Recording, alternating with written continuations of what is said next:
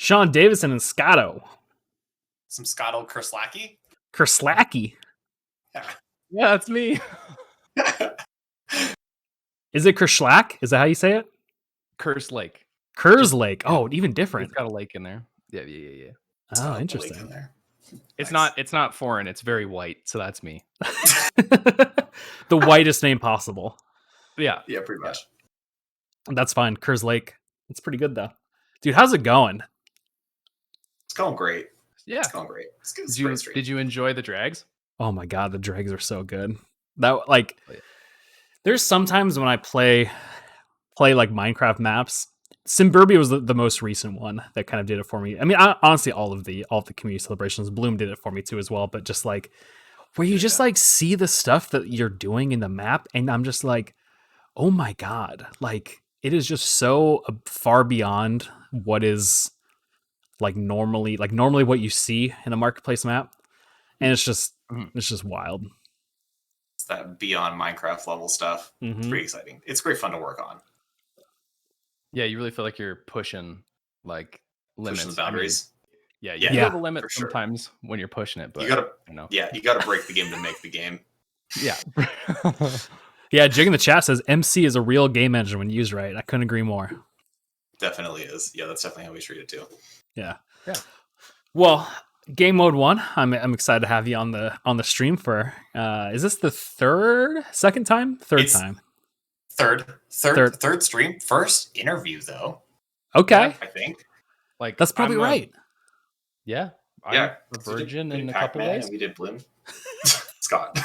Sorry. That's fine. This is a PG-13. This is an 18 plus. Well, maybe not 18 plus. But we can talk about whatever you want. We can talk about how you haven't had sexual intercourse if you want to, but that's neither here nor there. That's private information. Yeah, that's but you started it. That's kind of totally discretionary, Scott. Like if that's what you want to talk about. I met my first girlfriend on a Minecraft server, and like from then on, it just kind of like hit it off, Hey, you know what? There's weirder ways to find love. That is false. I played Minecraft in middle school, and I did not have sex in middle school. I was definitely not that good. You don't think that finding a girlfriend in RuneScape is weirder than Minecraft? I can't answer. I'm not qualified to answer that. You're not qualified for that? No, not qualified for that answer. I mean, I think it was. One of my good friends met his longtime wife on Lineage 2. Which I don't know, that game probably doesn't exist anymore, but it was one of the most like pay to win like anime games ever. And I guess you have to be a kind of person, and then it's like you find the also similar kind of person when you play something like that. So it's okay. It works out, right? Yeah. Like I feel like, two couple or two people to have a match has to have some sort of common interest. So yeah, why not start with games? So yeah. Well, how we do a little introduction? Okay. Yes. All right, I'll take it off. There you go. So hey guys, I'm Sean. I'm taking the reins. Creative director of Gamemode 1. But the real heroes here are Scott and the team and everybody who's worked so damn hard for more than 2 years on this game, should I say. Scott, what do you do at Gamemode 1? That felt very like official, and I'm about to ruin this segue. I'm about to ruin this segue. So yeah, I started on the audio, and now I'm like doing like kind of coordinating our effects. So I sync up with Kano, who does animations, and Blairgendary, who does like particles, and they're both absolute units and absolute lads who do cosmic brain shit. And we like kind of coordinate and do that kind of stuff. So I'm kind of in charge of like that side of things while also doing audio. So that's about it. Damn, yeah. That's cool. Yeah. All the crazy effects you saw on that map, all the millions of animations and millions of breath attacks and effects and stuff, and sound effects and music. There's a lot of stuff that went into this FX wise. So it's fun, for sure. That's crazy. So first up, before I start asking some questions, Bloom from the chat, who has been a longtime follower over the past month or so, says, "Can you like Gamemode 1? Thanks for creating a map called Bloom, since they go by Bloom." So, oh, that's adorable. You have a fan right there. Thanks. Okay, so honestly, this map was one of the. You've been showing me some screenshots of this thing for a long time, and it's been one of the kind of my most hyped maps for a while. And I honestly have to say, it did not disappoint. It really was. You kept on saying it was going to be the most amazing, like flight mechanics, immersion, and you didn't lie to me, Sean. So what? First off, I'm curious what the kind of the initial kind of pitch was. I mean, do you want to just kind of start with a dragon map and kind of just make one that is up to snuff for Gamemode 1 quality standards, or kind of how'd you start on this project? It's an interesting one. So it's evolved a lot, like a lot.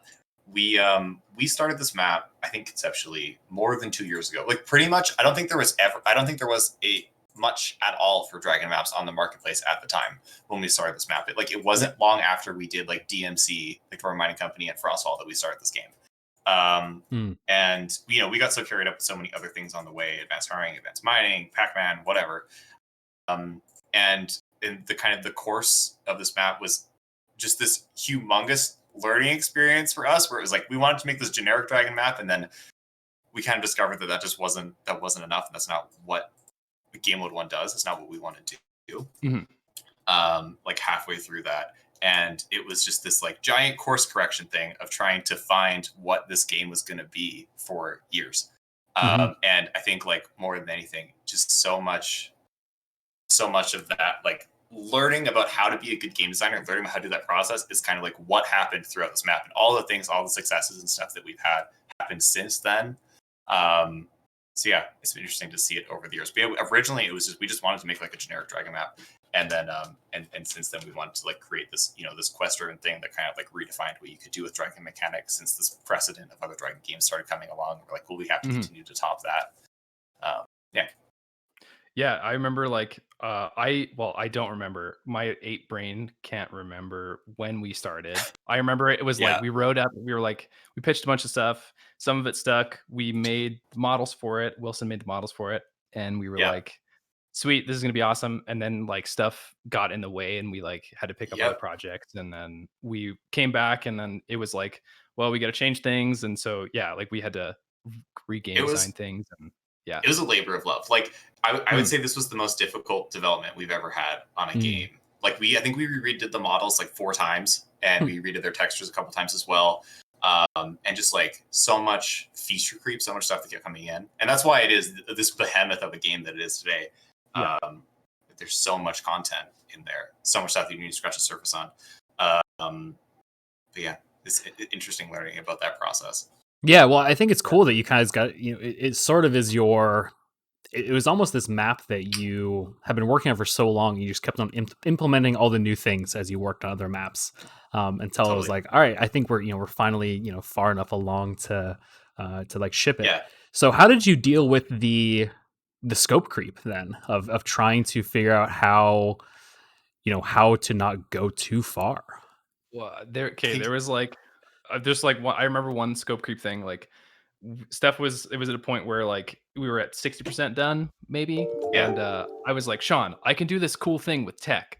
I want to do this cool thing with tech. And then I sat down on my desk and I was like, I'm gonna do this thing. And then I had to like stop myself. I was like, Scott, don't fucking do it, because you're gonna be like you're gonna regret it. And like at a certain point, like we had to just like stop ourselves and see like kind of big picture. And I don't know, you might have more points on that, Sean, but like we were so naive going into it. I think that's the biggest thing, and we were so humbled coming out of it. Lots of, I mean, we didn't deal with the scope creep, to be honest. Like we didn't at all. There were so many occasions, and you just embraced it. You're like, you know what, scope creep, that's what this map is. We got to a certain point, and I think the interesting thing is we got to a certain point where we're like, this is going to be our magnum opus marketplace map, and then I think from that stage onwards, we kind of justified adding so many new features and so much new tech that we wouldn't normally have added, and things just kept stacking up, and there was always that reason that was just like, well, we have to make the best thing we can with it. And it was, there was also like stuff that still didn't make it in, like we had to cut, so like the script went through like 6 0.5 iterations. So it was like a Yep. lot of stuff. Mm-hmm. And that was like Cubic Complex, Jack and I writing it, and Sean also helped us write it. And then we'd like, okay, we're gonna do all this. So then we recorded all the lines, and then some of them, like all, you know, when you place the item on the pedestal to open it, there was like a kind of a VO sequence from another character that was supposed to go before that, but we ended up having, just like time's sake and also like gameplay flow's sake, had to cut stuff. And Yeah, we probably and got half the VO that was like actually supposed to go into the game. Yeah, just for which is it's a lot. Like, it's already a pretty text heavy game. Yeah. And there was even more stuff going on, but it was, you know, definitely got to play it to understand it. Yeah, it's a very conceptual map to build. I think like we spent, it was like such a pure theoretical design thing where which is new for us. We wanted, like which was new. And it was new for us, and it's not, and like we don't develop games like that. It's the only game that we've really developed in that process. Oh, interesting. Like, so tell me more, like, humbling. so basically this process was a very different one than your like regular. Yeah. So like, what was the if you were to kind of like, you know, maybe at a very high level compare your processes from, you know, building something like you know, Bloom or Ghost Bottlers or Frostfall or Pac-Man or any of the other kind of, you know, cool Game Mode 1 maps, how did the process differ, you know, maybe just kind of in the broad strokes, from Ultimate Dragons? Bloom is, you know, Bloom's recent, so Bloom's such an easy example as well. The development for Bloom was like, it was really smooth. We had this idea for a game. We threw it in game and we started building all those prototypes. We did that testing. We had that phase of design iteration, but that all happened at the beginning. And there was only a couple, like the biggest change that happened to Bloom was that we made flowers take longer to grow, basically. And that was the only thing that happened like in the late stages of development. So we weren't like flipping the table over every other week. We kind of had that steady progress and that steady goal, and we knew where we were going. Whereas with this, it was like there's a lot of flip-flopping on the design of things and a lot of this discussion around those. And since it had like a story that had progression, and we'd like put something in and be like, no, it's not, like, does the game feel good yet? Well, we don't know, because you can't really test the loop like until a lot of pieces are that in was play. The other thing. Yeah, because the game was so massive and the gameplay loop was like, it was so big. It was very hard for us to go from that theoretical design side of things to like actually understanding how that would manifest itself in gameplay terms. So I think we were really blind to that for a long time, and that's what it feels like. That's where it was just like, you know, we're making a game where you get like 50+ hours of experience out of, and building that AAA kind of experience in a small team environment, like we didn't know we were going to do that. We weren't prepared for that until it actually happened. And a couple things, like there's a couple of chats, like Witherun said, like you were going to put in playing fetch with your whelps to train them. That's how you have to tame them. And then also like growing the dragons, we iterated on like quite a bit too, just like what actually felt right, and to what like fit the gameplay, and like also everything that you kind of add as well, you have to teach the player too. And so like you end up having to have this like very bloated tutorial, and that has to go through a bunch of iterations and of complexity. And we, in like advanced mining tutorial, it's just like lots of ripple effect of adding things, lots of ripple effect. Exactly. So like all those crazy features that exist in the game, sorry, just to rip off you against Scott, but all those crazy features that exist in the game, like we add something significant against, like, you know, you add sleeping dragons to players, and like even that's a hard thing for players to grapple. But whereas in advanced mining, like you just hop on a drill and you put the key in, and like that's all you really need to know to be able to like understand it and like enjoy the game. And from there, it's pretty much just like player driven self-discovery. But in this game, we had to guide players so much more. When it's like an open world experience, we have to incentivize them, rather than just like the lowest fundamental game loop being incentive by itself. Well, I mean, this is so much more comparable to an actual, like, if you were going and making like an indie dragon game, like in Unity or something like that. Like, these are all those kind of challenges that like an actual indie game developer has to deal with. But your medium is actually just Minecraft, or your platform is Minecraft. So there's you know, it's just a different. I mean, it's like oil painting versus acrylic painting. It's, you know, it's a similar process and, you know, similar kind of thing, but there's differences, and you have to use your tools, in the right way to get the ultimate right end product. To get the ultimate product. To get the ultimate dragon product. Yeah. And like, yeah, that's the thing too. Sorry, with our like other maps, like they've been also kind of build on Minecraft mechanics themselves, and that helps facilitate stuff. So in this one, it was an extra challenge because it's like story and dragons and like combat dragons. Some of that applies to Minecraft, but it's not like. But it's mostly extraneous to Minecraft. Exactly. Like it's things that don't exist that players aren't already fundamentally familiar with. Mm-hmm. Yeah. So it's just like that was another like little hurdle and stuff, but yeah. Oh, interesting. Yeah. So Adrian Brightmore from the chat says, "Do you consider this Gamemode 1's PhD, like your kind of your like final project?" Yeah, well, maybe not final project, but I think PhD is accurate terms. Like it's that period where we learned the most, that period where we tried the hardest and struggled and had the most sleepless nights. And I think that accurately describes the PhD. So yeah, definitely. Like, we internally call it our magnum opus. And like I don't think we'd ever make a map this big again. But definitely continue to make lots more Minecraft maps. Oh, of course. Oh yeah. Yeah, I don't see you guys stopping anytime soon. No, yeah. Another question from chat from Bloom says, "Can you ask them what their favorite dragon we saw?" And they had some really cool names for it. The first one calling Perp Glide. Second was Shelzion. Then there's Ember Scream, which is the one that I was writing around. Wrecking Tail and Nether Drake. So what was your kind of favorite dragons? So the one you got decked by twice is my personal favorite dragon. The red one that just fucked me up. Yeah, the red semi, the red fucking semi. They're like a semi truck. Yeah, they're amazing. And they're so fun to ride because you once you ride them, you sit like on top of the shell and they just launch these insane like magma ball projectiles. It's a good time. That's cool. That one's a fan. Sick. Also Frostfrill. Yeah, I'm a fan of the blue. Chris had a little blue baby boy there for a little bit. Yeah, they wrote you really also, cool. I don't condone bringing your babibies into combat. Stay the hell away from like, the bosses. Get the hell out of here. But, not like, safe. Yeah, unsafe for kids. It's not safe for work. But like, so I would say like the Frostfrill. I love the design of it, and like I think like hands down like it just feels good to fly, and it feels like most dragony dragon to me when you fly it. Yeah.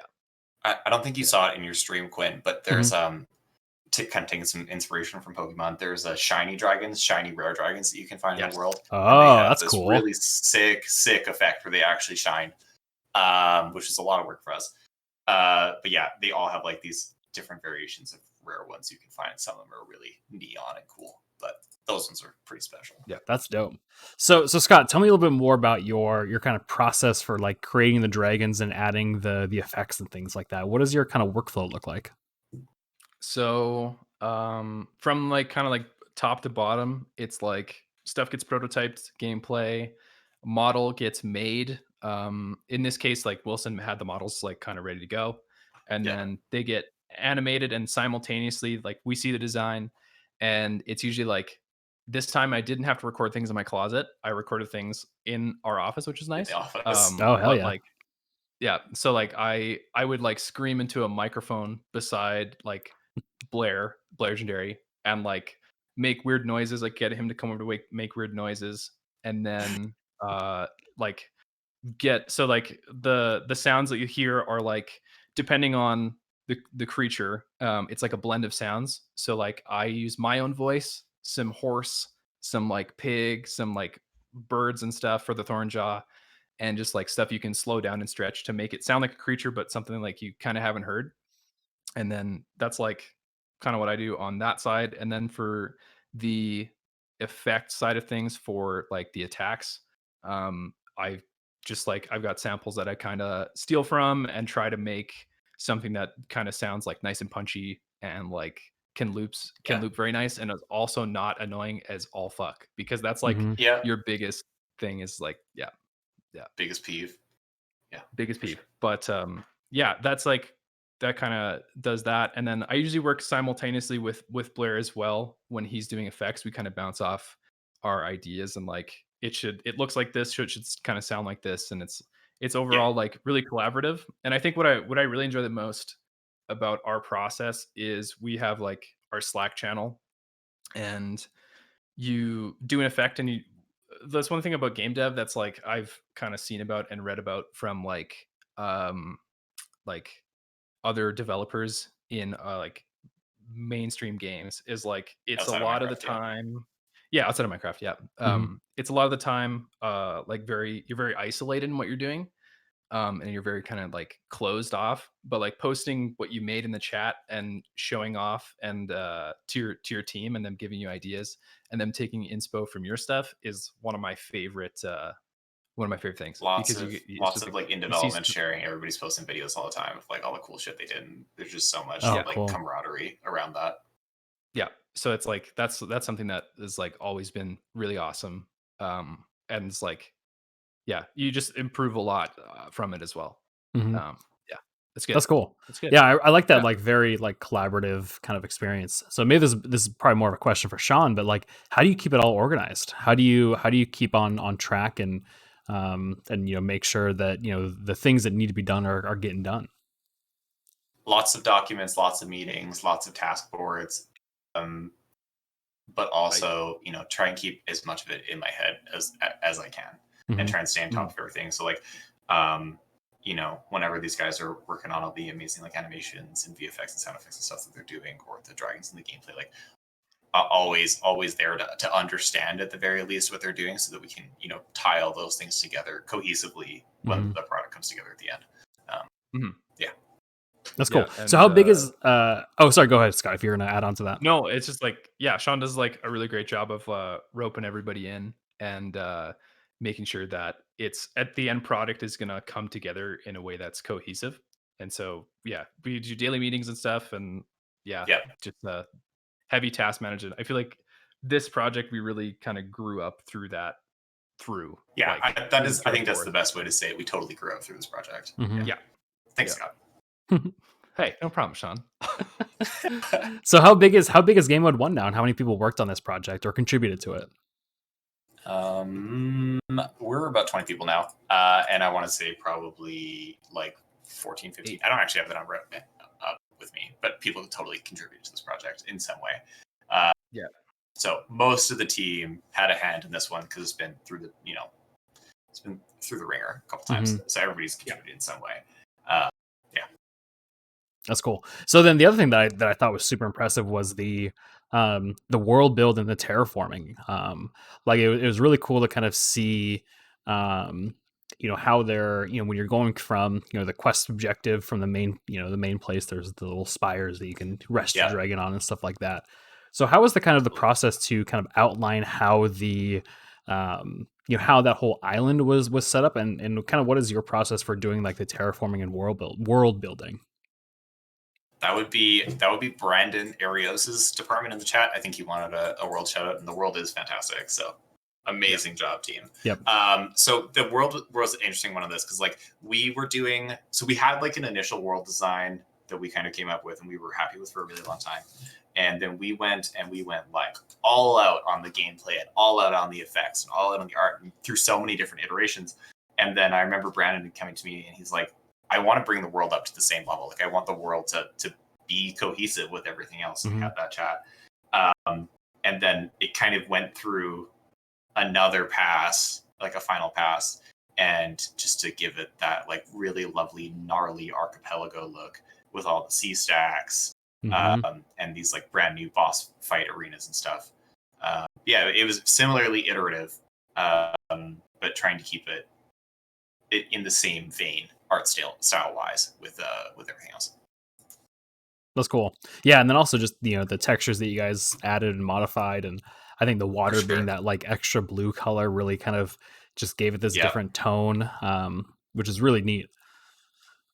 So Jiggerbov in the chat, kind of following up on the question about the team. So you said you're around 20-ish. How many people would you want to work at a Game Mode 1? What do you think is your kind of optimal size? It's an interesting question.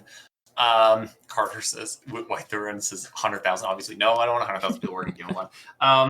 I like the indie dev culture we have right now, and I like the size of it because I do love being able to be personal and have like a nice relationship with everybody who works at Game 1.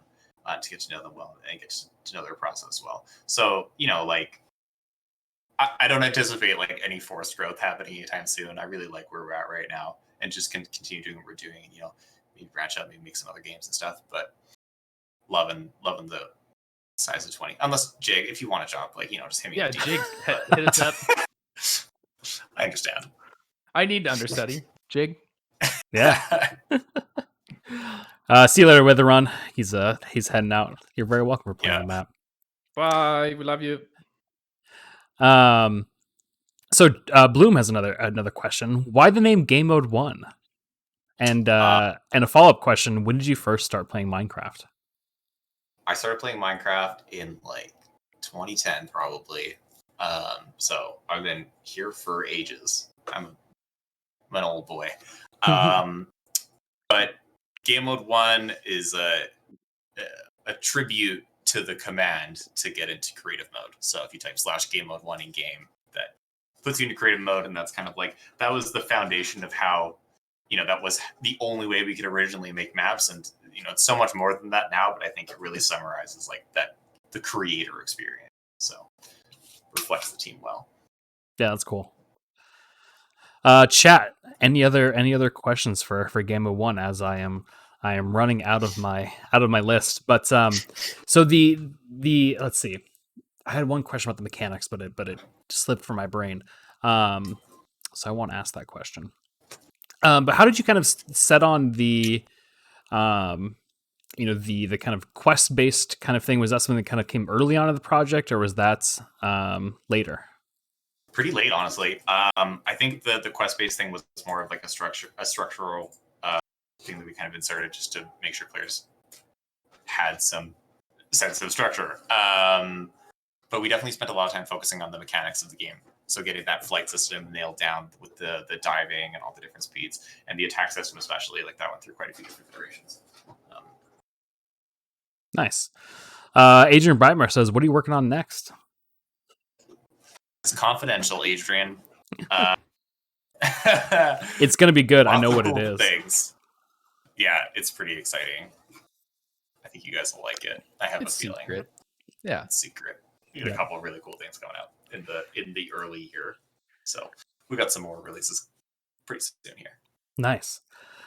Well, man, we covered a lot of stuff. That was cool talking with you. Yeah, sweet. Likewise, thank you. Yeah, so I do have to say it's Stop Motion Girl's birthday in the chat. She was hanging out in the Discord, so if you want to say a little happy birthday, us to sing, because we can sing. Oh, we could sing. We can do a little. Hold on. I take it back. Hold on. Okay. Oh.